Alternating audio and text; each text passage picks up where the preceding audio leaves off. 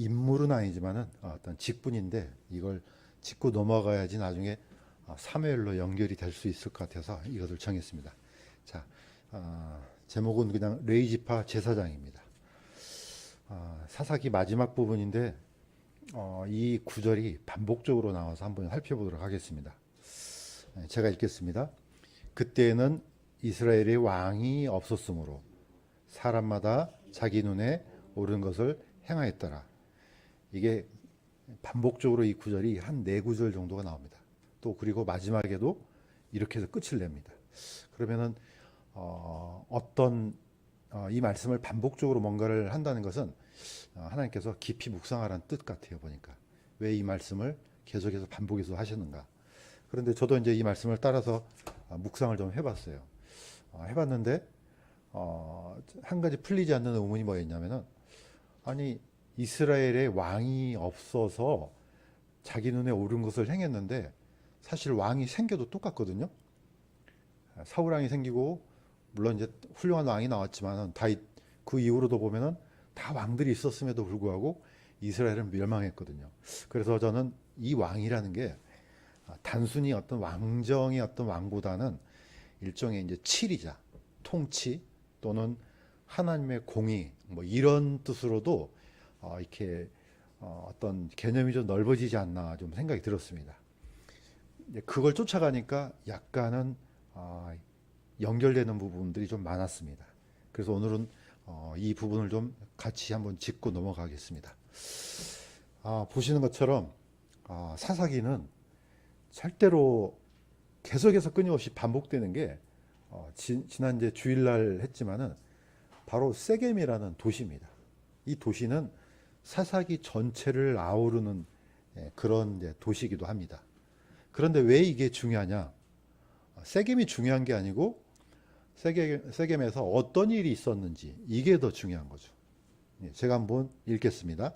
이것은 모세가 요단강 건너편에서 이스라엘 백성들한테 이렇게 명했습니다. 제가 계속해서 반복하니까 이것 한 10번 이상은 반복된 것 같아요. 그래도 한번 더 읽겠습니다. 너희가 요르단을 건넌 뒤에 시몬과 레위와 유다와 이사갈과 요셉과 베냐민은 그리심산에 서고 루벤과 gad과 아셀과 스불론과 단과 납달리는 에발산에 설지라. 제가 이제 중간에는 약간 이해가 쉽기 위해서 좀 줄였습니다. 자, 그러면은 누가 큰 소리를 외치느냐? 레위 사람들은 큰 소리로 주께 가증한 것을 만들어 은밀한 곳에 두는 자는 저주를 받으리라 할 것이요. 이 말을 외치는 사람들이 레위 사람들이었습니다. 좀 더 구체적으로 말하면 레위 지파 제사장들이에요. 그러면 온 백성은 응답하여 아멘 할지니라. 자, 뒤에도 이제 여러 구절이 있는데 중요한 것은 한마디로 말해서 우상 숭배한 자는 저주를 받을지어다. 그러면은 이 뭡니까? 이 에발산에 있는 이 백성들이 아멘 하거든요. 그다음에 주께 이제 주의 명령을 따라 행하는 자는 복을 받을지어다. 그러면은 그림산에 있던 지파가 아멘 합니다. 이게 결국은 다 듣고 어떤 말씀인지 이스라엘 전체 백성이 사실 아멘한 거거나 똑같은 겁니다. 자, 그런데 이 레위 지파 사람들이 뭘 메고 있었느냐? 법궤를 메고 있었죠. 그러니까 법궤를 메고 이 세겜 평야에서 법궤를 메고 양쪽 백성들이 그리십산과 에발산으로 나눠져서 이 말씀 선포에 아멘 했던 겁니다. 자, 다시 한번 반복합니다. 이 모세의 명령을 따라서 여호수아는 그대로 이것을 준행합니다. 또 반복해서 읽겠습니다. 온 이스라엘과 그의 장로들과 직무 수행자들과 그들의 재판관들이 주의 언약궤를 맨 레위 사람 제사장들 앞에서 절반은 그리심산 맞은편에 서고 그들의 절반은 에발산 맞은편에 섰으니 이것은 전에 주의 종 모세가 명령하여 그들이 이스라엘 백성을 축복한 것과 같았더라. 모세는 이 여호수아는 물론 요단강을 건너서 이스라엘 백성들을 이끌고 가서 이제 정복하는 그런 장수이기도 하지만은 또 굉장히 중요한 직분이 뭐였느냐? 명령한 그대로 준행한, 이건 참 놀라운 직분이죠. 한마디도 빠짐없이 명령한 그대로로 이 임무를 완수했던 이제 그런 사람이기도 합니다. 그러니까 어떻게 보면은 여호수아는 우리한테 보여주는 교훈이 대단히 많죠. 물론 용감한 그런 요소도 되겠지만은 하나님께서 주셨던 말씀을 있는 그대로 준행했던 순종의 어떤 그림자를 통해서도 우리가 큰 교훈을 얻을 수가 있습니다. 자, 그래서 이걸 지금 리마인드 한 사람이 사실 요담이죠. 기드온의 마지막 아들 요담이 뭡니까? 아비멜렉이 그 70명의 아들을 다 죽였을 때 이 마지막 아들이 살아서 어디로 올라갑니까? 그리심산으로 올라갑니다. 왜냐? 바로 이 므낫세의 지파가 누굽니까? 바로 요셉 지파 아니겠습니까? 에브라임과 므낫세 두 아들이니까. 그러니까 그 옛날에 요셉이 섰던 그 그리심산으로 올라가서 이걸 리마인드 시킨 겁니다. 자, 물론 앞에는 이제 빠져 있지만은 너희가 이렇게 하는 것이 하나님의 공의에 맞는지 묻고 있는 겁니다. 만약에 이게 하나님의 공의에 어긋난다 그러면 아비멜렉에게서 불이 나와 세겜 사람들과 밀로의 집을 삼킬 것이요 세겜 사람들과 밀로의 집에서도 불이 나와 아비멜렉을 삼킬 것이니라. 즉 하나님의 공의로운 심판이 반드시 일어날 것이라는 것을 요담이 그리심산에서 선포하는 거죠. 사실 이게 지금 사사기 전체를 아우르고 있습니다. 그러니까 한마디로 말해서 이 전체를 뭘로 이렇게 대변할 수 있는가? 그게 바로 법궤라는 겁니다. 그런데 법궤는 누가 메고 있느냐? 법궤는 바로 다름 아닌 레이지파 제사장이 맵니다. 자, 이 그림을 한번 더 보시겠습니다. 자, 뭐 지난주에 한번 이제 했던 거 이제 말씀 그 한번 인용했던 거지만은 봤던 거지만 다시 한번 얘기합니다. 자, 레이지파 제사장들이 맸던 법궤는 엄청난 힘을 발휘하는 것처럼 보입니다. 물론 이제 이스라엘 백성들이 봤을 때는 자, 제일 먼저 이 법궤를 메고 갔을 때 요단강이 말랐죠. 그러니까 마르니까 말랐던 그 요단강을 백성들이 그대로 이제 건너죠. 자, 여리고성도 어떻습니까? 이 법궤를 맨 제사장들이 한 바퀴, 두 바퀴, 세 바퀴, 마지막 일곱 바퀴를 돌고 나팔을 부니까 여리고성이 무너졌습니다. 자, 어떻게 보면은 이 법궤 자체가 하나님의 어떤 공의를 대변하는 그런 상징물처럼 이제 보여졌겠죠. 자, 그림에서는 이렇게 오픈되어 있지만은 원래 성경에서는 이동할 때 어떻게 합니까? 반드시 이걸 보자기로 씌워야 됩니다. 이게 바로 성막의 마지막 덮개입니다. 그걸로 이 법궤를 씌우기 때문에 사실 보이지는 않는데 이제 안 보이면 어떻게 생겼는지 모를까 봐서 이렇게 이제 오픈돼서 아마 교육적인 목적으로 그려놓은 것 같아요. 자, 이걸 그대로 어디까지 갖고 갑니까? 세겜. 또 세겜이 나옵니다. 바로 이 세겜에서 그리심산과 에발산 사이에 딱 세워놓고 모든 백성들을 양쪽으로 갈라서 아까 했던 선포를 그대로 했습니다. 그러니까 이스라엘 백성들이 눈에 봤을 때는 뭡니까? 거의 하나님의 어떤 대변인 또는 하나님의 공의의 어떤 상징물처럼 이 법궤가 그런 역할을 하고 있습니다. 자, 바로 그 법궤를 맸던 레이지파 제사장, 레이지파 너무너무 중요합니다. 그래서 사사기는 이 두 산 사이에서 하나님의 공의가 어떻게 작동되는지를 보여주는 성경이기도 합니다. 그런데 이제 이 레이지파 이제 사사기를 보다 보면은 이제 마지막까지 17장에서 마지막까지 어떤 일이 일어나느냐? 바로 레이지파가 타락하는 장면이 나옵니다. 그러면 어떻습니까? 레이지파가 타락하면은 단지파가 타락합니다. 단지파가 타락하잖아요. 전 이스라엘이 다 무너져 버립니다. 우리 보통 건물들 보면은 크나큰 건물들을 어떻게 부셔뜨립니까? 옛날 같으면 일일이 그냥 그 위층부터 하나씩 부셔서 갔겠죠. 지금은 폭약을 장치를 하죠. 이 건물을 지탱하고 있는 중요한 기둥에다 폭약을 딱 장치를 해서 꽉 누르면은 지붕이 가장 중요한 기둥이 무너지면 전체가 무너지지 않습니까? 자, 어떻게 보면 삼손도 그 역할을 했죠. 삼손도 다곤 신전에서 가장 중요한 기둥을 무너뜨리는 겁니다. 자, 근데 마귀도 똑같습니다. 똑같은 방법을 또 써먹어요. 자, 레이지파, 단순한 어떤 한 지파가 아니고 이스라엘에서는 가장 중요한 지파입니다. 이게 무너지면은 전 이스라엘이 와르르 무너집니다. 자, 그래서 레이지파를 쫓아갈 수밖에 없습니다. 그래서 한번 더 찾아보겠습니다. 자, 레이지파를 이제 잘 알고 있지만 한 번 더 리마인드 하겠습니다. 왜 중요한지 제가 읽겠습니다. 오직 레이지파에게는 모세가 아무 상속 재산도 주지 아니하였으나 주 이스라엘의 하나님께서 그들에게 말씀하신 것 같이 그분께서 그들의 상속 재산이셨더라. 자, 다른 지파는 저 위에서부터 밑에까지 모든 땅을 다 제비 뽑아서 줬습니다. 그러나 레이지파는 땅이 없습니다. 그러면 뭐 또 돌아다닙니까? 예루살렘에만 사는 거 그거 아닙니다. 단 뭐냐? 밑에 있는 것처럼 너희가 레이 사람들에게 줄 모든 도시가 48개니 너는 도시들과 함께 그것들의 주변 지역도 줄지니라. 자, 제비를 뽑기는 뽑는데 각 지파에서 뽑아서 48개의 도시를 나눠주게 됩니다. 그 다음에 그냥 도시만 주는 게 아니고 그 주변에 있는 목초지도 같이 줍니다. 그러니까 레이지파 사람들이 기르는 가축들도 같이 보내는 거죠. 자, 그러면 레이 사람들은 각 지파에 흡수되어서 그 지파의 모든 레이 사람들이 다 파견되어 있는 거죠. 특별히 이제 예루살렘에서는 예루살렘에 대제사장이 있고 특별히 거기에 이제 상주한 사람들이 있었겠지만은 제사장들 중에서도 각 지파에 흩어져서 이렇게 자기 생활하다가 자기 차례가 되면 이제 가서 이제 제사 업무를 이제 보는 겁니다.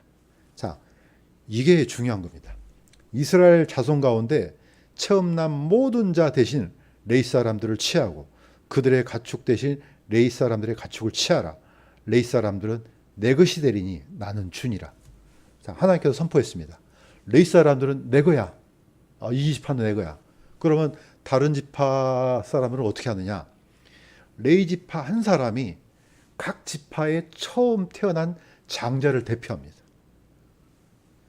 그러니까 한 200만 명 정도 되면 그 중에 장자는 특별히 다른 사람일 거 아니에요. 한 사람일 거 아니에요. 각 지파마다 이 장자가 있는데 그 장자를 대신한 사람이 레이 지파 한 사람이에요. 레이 지파는 장자가 필요 없어요. 그냥 무조건 그 남자들은 다 다른 지파들을 대신합니다. 또 레이 사람들이 기르는 가축은 다른 모든 지파에서 기르는 첫 번째 가축을 대표합니다.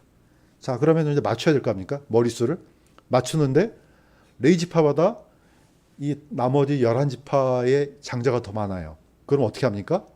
그 숫자가 많은 대로 뭘 냅니까? 속전을 내는 겁니다. 그래서 속전을 이스라엘에게 레이 지파 사람들한테 주었습니다. 이렇게 해서 모든 사람들, 모든 가축들을 다 대변해서 최고가 누가 나오느냐? 그게 바로 레이 지파 제사장이 나옵니다. 대제사장. 이 한 사람이 속죄일에 속죄하면 전 이스라엘이 다 속죄가 됩니다.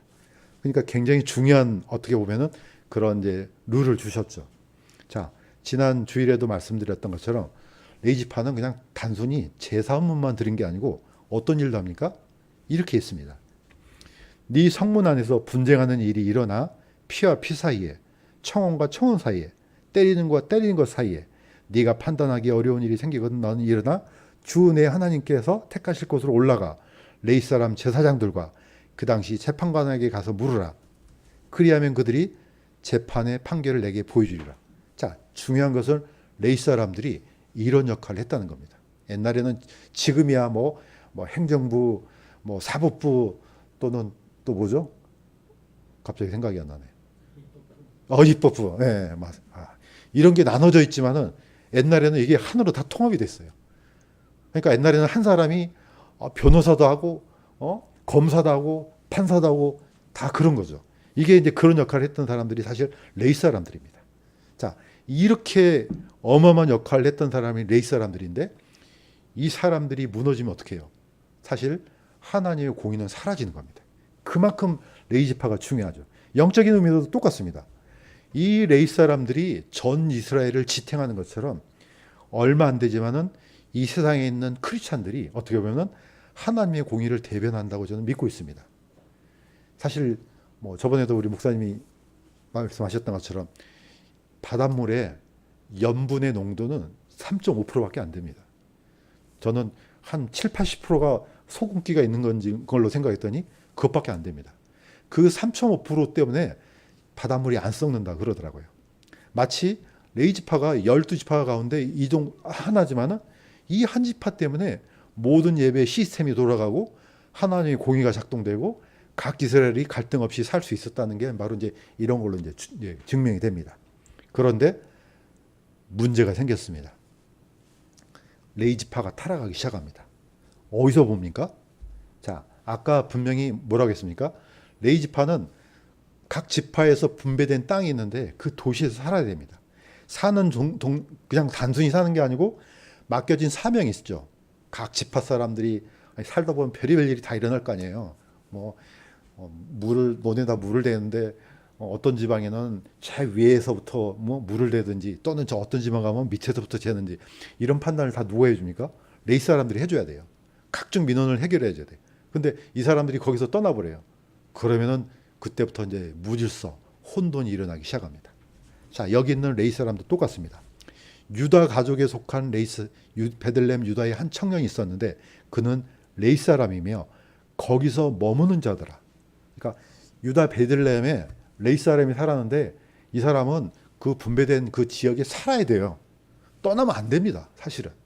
다른 지파야 뭐 볼일 보러 다니기도 하지만은 레이 사람들은 공무원이에요. 공무원.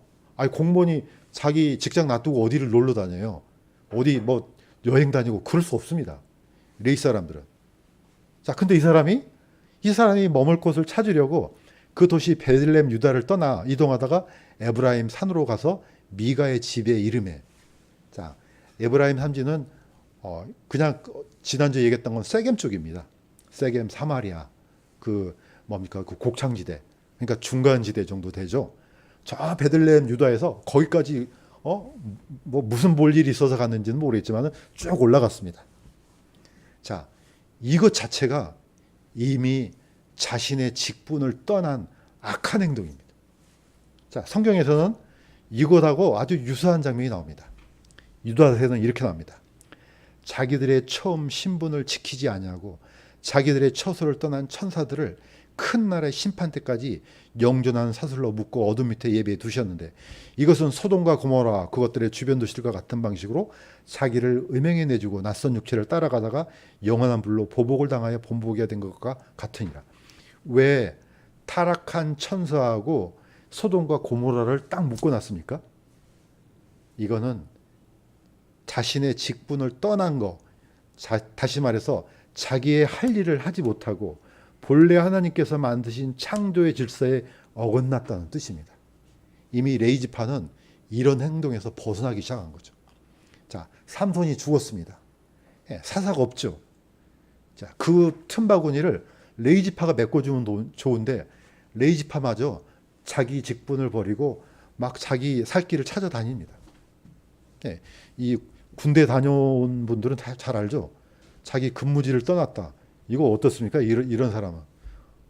이건 전시 같으면 바로 총살입니다. 바로 이 레이 사람이 자기의 그냥 본향이 아니라 자기가 맡은 그런 지역을 떠나서 유랑방랑했다는 겁니다. 자, 어디까지 쫓아왔느냐? 자, 어떤 집에 가보니까 미가라는 집에 있었습니다. 우리가 알고 있는 것처럼 이 미가가 어떤 짓을 했는지 잘 알죠? 자기 어머니 이 은전을 1100세겔을 훔쳤는데 나중에 이제 양심이 찔렸나 봐요. 그래서 어머니한테 제가 1100세겔을 훔쳤다고 하니까 또 어머니가 또 하는 말이 과관이에요. 원래 그거 그 하나님을 위해서 신상을 만들려고 했는데 그냥 너 가져 하니까 다시 돌려주면서 그 나머지를 가지고 신상을 만듭니다. 자, 어떻습니까? 집안도 무너집니다. 레이지파가 무너지는데 다른 지파 사람들의 집안은 뭐 두말하면 잔소리죠. 자, 그런데 이 미가가 어떤 짓을 했느냐? 보니까 자기 아들들을 구별해서 자기 집의 제사장으로 삼았는데 하나님을 비겨서 이제 우상도 만들고 했는데 싹 그렇게 만족스럽지가 않아요. 그런데 보니까 이 뭡니까? 레이 사람이 찾아왔네. 옳거니 자, 너는 이제부터 우리 집 제사장이 되거라. 내가 너한테 돈도 주고 옷도 주고 먹여주고 다 해줄게. 자, 이렇게 해서 이 레이 사람이 미가의 집의 제사장이 됩니다. 자, 미가가 그 레이 사람을 거룩히 구분하며 그 청년이 미가의 제사장이 되어 그 집에 거함으로 그때 미가가 이르되 레이 사람이 내 제사장이 되었으니 이제 주께서 내게 선을 베푸실 줄 내가 아노라. 자, 이건 뭐 망가져도 그냥 엄청나게 망가지기 시작했죠. 아, 드디어 이제 이 레위 사람이 내 제사장이 됐으니까 하나님께서 나한테 복을 주실 것이다. 자, 세상의 모든 종교는 어떻게 보면 이와 같습니다. 뚝 떨어진 건 없어요. 어떻게 보면 이 대한민국에 있는 모든 이단들이 성경하고 저렇게 동떨어진 이단은 없습니다. 다 성경 갖고 이단 만듭니다. 이 사람도 마찬가지죠. 자기 집 제사장을 누구를 만들었느냐? 레위 사람들을 만들어요. 그러니까 드디어 이제 이 갖출 거 다 갖췄네. 어느 정도 이제 규모가 좀 있어 보이네. 자, 레위 지파가 망가지니까 이 각 지파에 있는 사람들이 어떤 생각을 가지고 있고 어떤 상태에 있는지를 적나라하게 보여줍니다. 이게 이제 레위기가 사사기가 마지막으로 이제 갈수록 이게 이제 보이기 시작합니다. 자, 어떻습니까? 한 집안이 이러는데 한 지파는 온전하겠습니까? 자, 그런데 드디어 단지파 사람들이 어떤 행동을 벌였느냐? 자, 똑같습니다. 아까 레위 지파 사람이 자기 지역을 벗어나서 방황했던 것처럼 단지파도 똑같은 현상이 일어납니다. 자, 제가 읽겠습니다. 단 자손의 지파를 위하여 그들의 가족들의 제비를 뽑았는데 그들의 상속 재산의 지경은 소라와 에스다올과 자, 쭉 하면은 너무 어려우니까 자, 소라는 누굽니까? 어디입니까? 바로 삼손의 고향입니다. 그러니까 원래 단 자손이 땅을 배분받았던 장소는 이 예루살렘에서 서쪽 지경에 있습니다. 그런데 나중에는 저 끝 북쪽까지 올라갑니다. 자, 이 사람들이 이제 삼손도 죽고, 그러니까 어려움이 있었던 것 같아요. 갑자기 사사가 사라지니까 자기네들을 보호할 사사가 없으니까 어찌할 바를 몰라서 어떻게 하다가 보니까 드디어 이제 우리가 다시 새로운 땅을 찾아가자 해서 이제 가다가 보니까 어디를 들어가게 되느냐면은 바로 정탐꾼을 보냈는데 미가의 집을 방문하게 됐습니다. 딱 보니까 미가의 집에 레위 지파 제사장이 있네. 딱 보니까 은으로 만든 신상도 있어요. 자, 어떻게 합니까? 나중에 레위 지파가 이동하면서 군대 600명을 거느리고 이 미가의 집 앞으로 옵니다. 자, 그러면서 협박을 합니다. 레위 지파 사람을. 우리와 함께 가서 우리에게 아버지와 제사장이 되라. 네가 한 사람의 집에 제사장이 되는 것이 낫겠느냐? 한 지파의 제사장이 되는 것이 낫겠느냐? 자, 이런 소리를 하자 이 레위 지파 그 제사장이 마음속으로 기뻐요. 에봇과 드라빔과 색인 형상을 취하고 그 백성이 한가운데로 들어가니라. 자, 이 사람은 너무 좋은 거예요. 이 제정신이에요, 이 사람이? 제정신이 아니죠. 하나님을 위해서 일해야 될 사람이 한 가정의 한 집의 제사장이 됐고 나중에는 단지파의 제사장이 됐어요. 단지파의 제사장이 어디 있습니까? 자, 성경이 없는 역사가 만들어지기 시작합니다. 자, 이 사람들이 이제 어디까지 올라갔느냐? 저 북쪽 라이스까지 올라갑니다. 단 자손이 미가가 만든 것들과 그의 제사장을 취한 뒤 라이스에 이르러 평온하고 평안한 백성을 만나 칼날로 그들을 치고 자기들의 조상 단의 이름을 따라 그 도시의 이름을 단이라 했으나 그 도시의 이름은 처음에 라이스였더라. 자, 이 라이스는 이스라엘이 각 분배해줬던 그 땅 벗어나서 더 위로 올라갑니다. 그러니까 아마 최북단으로 올라갔던 것 같아요. 자, 이 지도를 보면 좀 이해가 될 것 같습니다. 왼쪽에 있는 지도를 보면은 예루살렘이 있고 원래는 단지파가 예루살렘 서쪽에 있었습니다. 소라가 이제 그쯤에 있는데 나중에 쭉 세겜을 타고 올라가서 저 끝에 있는 단까지 올라갑니다. 거기도 단입니다. 자, 제일 밑에는 아브라함이 오랫동안 거주하고 이삭과 야곱이 거주했던 브엘세바가 나옵니다. 그래서 이스라엘을 어떻게 부르느냐? 단에서 브엘세바까지, 브엘세바에서 단까지. 그래서 전체 지역을 이야기할 때 이 호칭을 씁니다. 왜냐하면 단지파가 최북쪽으로 올라갔거든요. 자, 이렇게 해서 단지파가 자신들한테 분배했던 땅을 버리고 제일 위까지 올라갔던 그런 역사가 사사기에 기록이 되어 있습니다. 똑같습니다.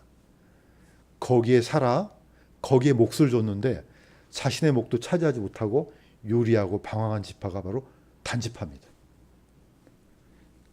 이 사사기를 보니까 주시는 교훈이 똑같은 것 같아요. 자기의 직분, 자기의 사명, 자기가 지켜야 될 곳을 버리고 유리하고 방황한 거, 이거 하나님 가만 놔두지 않겠죠. 예, 이런 것들이요. 그 시작이 어디입니까? 예, 물론 삼손이 죽은 이후부터니까 단지파가 타락하면서부터 이 전체의 무질서가 점점점 일어나기 시작합니다.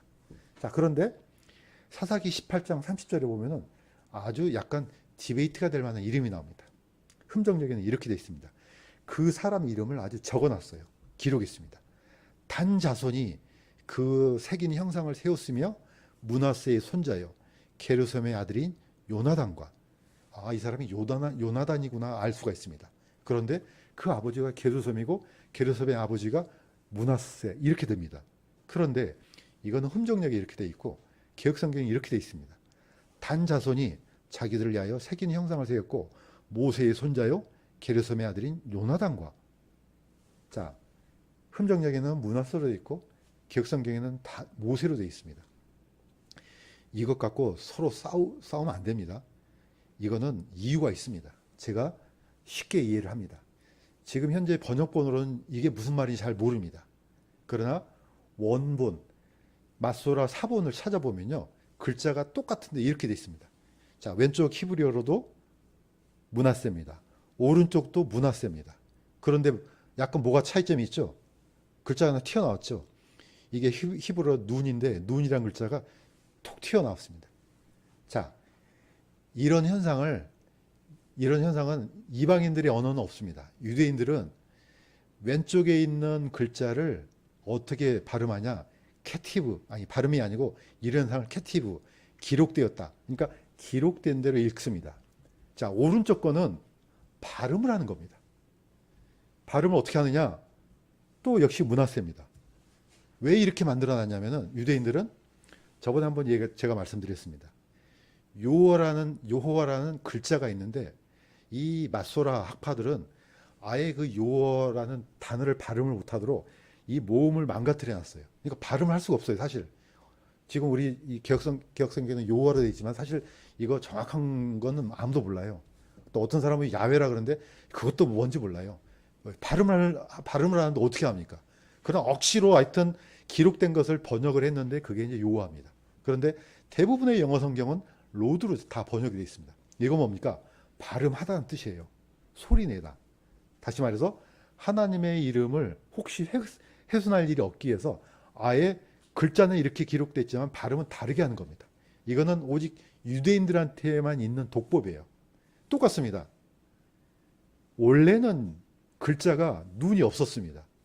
그러면 어떻게 읽느냐?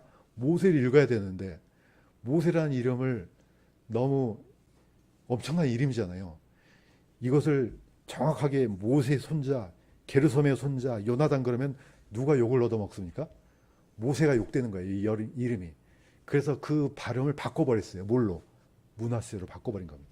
그러니까 흠정역은 케레를 번역한 거고 밑에 있는 개역성경은 캐티브를 번역한 거예요. 그러니까 서로 이게 틀렸네 맞았네 할 필요가 없는 겁니다. 원래는 모세가 맞습니다. 그러나 그 이름을 욕되게 하지 않게 해서 발음을 바꿔버린 겁니다. 자, 왜 제가 이걸 좀 시간 내서 이 얘기를 하느냐? 모세의 자손은 대사장이 될 수가 없습니다. 누구만 될 수 있습니까? 아론의 계열만 대사장이 될 수 있어요. 그런데 어찌해서 이 모세의 자손이 대사장이 됐냐 이거죠. 이미 레이지파 제사장이 변질되기 시작했다는 거예요. 이게 사사기에 보면은 적나라하게 드러납니다. 하나님께서 이걸 끊임없이 강조합니다. 그때는 왕이 없었으므로 자기 눈에 옳은 것을 행했다. 그러니까 자기가 마음대로 하는 거예요, 사람들이. 하나님의 법은 철저하게 있는데 사람들이 그걸 변형시키고, 자, 이거는 어떻습니까? 난 이래봬도 모세의 손자야. 그러면 그럼요. 제사장을 해야죠. 이렇게 할 거 아니겠습니까? 그 어떤 누구도 안 됩니다. 이게 바로 구약의 법이기 때문에 그렇습니다. 자, 어떻게 됩니까? 제사장이 무너지기 시작하면요. 이건 대표적으로 단지파가 무너졌지만은 이스라엘 안에 무질서 혼돈은 필연적으로 일어나는 겁니다. 자, 여기서도 똑같이 또 한 사람이 또 나오는데 레위 사람이에요. 사사기 19장 제가 읽겠습니다. 1절에서 2절. 이스라엘의 왕이 없을 그때 에브라임 산 쪽에 머물던 어떤 레위 사람이 베들레헴 유대에서 첩을 취하였는데 그의 첩이 그를 대적하여 창녀짓을 행하고 그를 떠나 베들레헴 유다에 있던 자기 아버지 집으로 가서 거기서 석 달을 보내니라. 자, 이 레위 사람은 첩을 취했어요. 자, 우리는 지금 시대는 지금 시대도 말이 안 되죠. 분명히 레위기 21장에는 이렇게 돼 있어요. 그는 제사장은 과부나 이혼한 여자나 더럽혀진 여자나 창녀를 취하지 말고 오직 자기 백성 중에서 처녀를 취하여 아내를 삼아 자기 백성 가운데서 자기 씨를 더럽히지 말지니 나 주가 그를 거룩히 구별하였느니라. 자, 레위 사람들은 다 하나님의 것이에요. 하나님께 구별됐어요. 어떻게 보면 전체 레위 지파가 나실인이에요. 이 사람들이 이런 행위를 했다. 이거는 하나님을 더럽히는 겁니다. 근데 이 사람은 버젓이 첩을 취했어요. 물론 이걸 윤리적인 문제로 접근하기 이전에 이미 하나님의 법에 어긋난 겁니다. 어떻습니까? 이 레위 지파가 어느 정도 망가졌는지를 사사기에서는 계속해서 강조를 하고 있습니다. 자, 그런데 이 사람이 이제 자기 첩을 데리고 이제 자기 고향으로 이제 돌아갑니다. 그러다가 어떻게 하다 보니까 베냐민 지파 기브아에 들어갔습니다. 들어갔는데 아니 밤중에 들어가서 이제 자려고 했더니 그 기브아 사람들이 나타나갖고 이랍니다. 그 토시 사람들 곧 벨리알의 어떤 아들들이 그 집을 에워싸고 노인에게 말하 이르기를 내 집에 들어온 남자를 끌어내라 우리가 그를 알리라. 번역은 아주 멋있겠죠. 우리가 그를 알리라. 이게 뭔 말일까? 우리가 그와 이거는 말로 설명하기 힘듭니다. 동성연애를 하겠다는 이런 뜻입니다. 자, 이거는 이미 창세기 19장에 소돔과 고모라 사람은 똑같습니다. 소돔과 고모라에 찾아갔던 두 천사를 이렇게 했습니다. 그 도시 남자들 곧 소돔의 남자들이 늙은이든지 젊은이든 사방에서 난 모든 사람이 그 집을 에워쌌더라. 그들이 롯을 부르며 그에게 이르되 이 밤에 내게 온 남자들이 어디 있느냐 그들을 우리에게 데려오라 우리가 그들을 알리라. 소돔과 고모라의 타락이 이제는 가장 거룩하다 했던 백성들 이미 이스라엘 베냐민 지파로 스며들었던 겁니다. 자, 물론 이게 베냐민 지파 기브아 족속들의 만행이긴 하지만은 그 원인을 지금 사사기는 끊임없이 강조합니다. 어디를요? 레위 지파. 레위 지파가 무너지면 어떤 일이 일어나는지 보라 이런 뜻입니다. 자, 이걸로 인해서 엄청난 사건이 일어나죠. 자, 드디어 이 레위 지파가 물론 이제 레위 지파 사람이 잘못하긴 했지만은 어쨌든 이 자기의 이 첩이 죽잖아요. 자, 죽었을 때 이 사람은 자기 집에 들어가 가지고 그 죽은 자기 첩을 12도막을 내서 각 지파로 보냈습니다. 깜짝 놀라서 이게 무슨 일이냐. 각 지파에서 불러와 가지고 자초지종을 들어보니까 그래? 그 베냐민에 있는 기브아 족속들 이거 가만 놔두면 안 되겠네. 그래서 기브아 족속 이스라엘의 비극은 이렇게 시작됩니다. 자, 그때 그 도시에 나온 베냐민 자손의 수는 칼을 뺀 자가 2만 6천 명이었고 그 외에 기브아 거민들 중에 택하에 계수된 자가 700명이었더라. 그래서 2만 6,700명이 드디어 싸움을 벌입니다. 이게 이제 사사기 이제 마지막 장면이죠. 자, 여기에 보면은 기브아가 이제 베냐민 지파에 속했기 때문에 자, 그러면은 아주 일도 쉽게 끝날 수 있어요. 그 베냐민 족속 중에 그 악한 애들을 끌어내서 죽이기만 하면은 끝나는데 이걸 보호를 하고 있어요. 베냐민 지파가. 그러니까 나머지 지파가 아예 그냥 이 베냐민 지파하고 이제 전쟁에 돌입합니다. 어떻습니까? 전쟁이 사실 안 되죠. 숫자도 안 되는데. 그런데 첫 번째, 두 번째 지니까 나중에 그냥 거의 기고만장해서 이제 처음처럼 이길 걸로 생각했더니 나중에 이 베냐민 지파를 하나님께서 맡깁니다. 손에 붙이죠. 나중에 이 용사만 26,700명인데 딱 몇 명 남습니까? 600명 나와요. 600명. 자, 용사가 26,700명이면요. 전체 숫자를 합치면 거의 한 10만 명 가까이 됩니다. 그 10만 명이 전부 다 죽여버립니다. 여기에 보시는 것처럼 사사기 20장에 보시면 아시겠지만 600명은 돌아가서 광야로 도망치고 이스라엘 사람들이 다시 베냐민 자손에 돌아와 그들을 칼날로 치되 모든 도시의 사람들과 짐승과 손에 닥치는 모든 것을 칼날로 치고 자기들이 다다른 모든 도시를 불살랐더라. 자, 내전이 무서운 게 뭐냐면요, 자비가 없습니다. 여기에 있는 물론 이제 고대 유대인들의 가정을 찍었는데 어머니고 딸이고 아들이고 할아버지고 할머니고 상관없습니다. 모조리 다 죽입니다. 전부 다 죽이고 딱 600명만 남습니다. 그러니까 이스라엘 백성들이 나와가지고 하나님 앞에 머무르며 소리를 높여 심히 슬프게 울고는 이르되 오 주 이스라엘 하나님이여 어찌하여 이스라엘 안에서 이 일 곧 오늘 이스라엘 안에서 한 지파가 없어지는 일이 생기게 되었나이까. 사실 통곡했습니다. 왜냐하면 그 사람들이 맹세해서 절대로 우리 지파 사람 딸들을 주지 않겠다 맹세했습니다. 자, 그 정도로 되면요, 베냐민 지파가 다 송두리째 없어진 거나 마찬가지예요. 딱 600명만 살아서 지금 목숨이 간당간당합니다. 근데 이 이스라엘의 비극이 여기서 이제 끝나게 되지만은 저는 여기서 하나님의 놀라운 은혜를 발견했습니다. 자, 물론 우리의 이 사사기 마지막을 통해서 주시는 교훈은 분명합니다. 레위 지파 제사장 이 한 사람이 무너지면은 끊임없는 악한 열매를 맺게 되고 그 악한 영향이 전 이스라엘을 무너뜨릴 수 있다는 걸 분명히 보여줍니다. 어떻게 보면은 우리 크리스찬 한 사람이 우리가 볼 때는 몇 명 안 되잖아요. 너무 중요한 겁니다. 한 사람 한 사람이. 그 한 사람이 자기의 지위를 떠난다. 이거는 기둥 하나를 없애버린 거하고 똑같다고 저는 생각됩니다. 이 한 사람이 자기의 지위를, 직분을, 자기의 사명을 감당하면 이 전 타락한 세상임에도 불구하고 이 세상이 아직도 여전히 하나님의 긍휼을 기다리는 그런 기회가 있다고 저는 믿습니다. 자, 마무리하겠습니다.